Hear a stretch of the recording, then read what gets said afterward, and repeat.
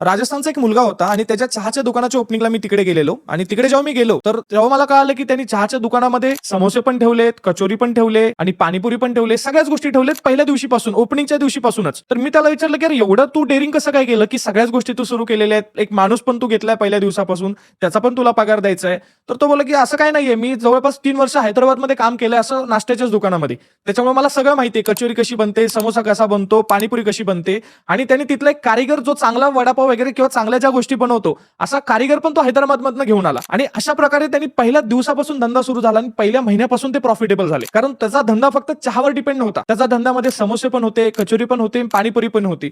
आणि ही मारवाडी लोकांची धंदा करायची स्टाईल आहे. त्यांना जो पण कुठला धंदा करायचा आहे ते आधी त्या धंद्यामध्ये 2-3 वर्ष जॉब करतात, तो धंदा नीट व्यवस्थित समजून घेतात आणि त्याच्यानंतर त्याच धंद्यामध्ये ते पुढे जातात.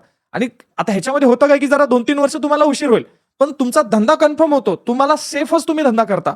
त्याच्यामुळे हा सगळ्यात सेफ मार्ग आहे. जर तुमच्याकडे पैसे नसेल आणि जर तुम्हाला भीती वाटते, जो तुम्हाला धंदा करायचा आजपासून तुम्ही कामाला लागा, ऍटलीस्ट वर्षभर तर काम करा आणि त्याच्यानंतरच त्या धंदा करायचा विचार करा.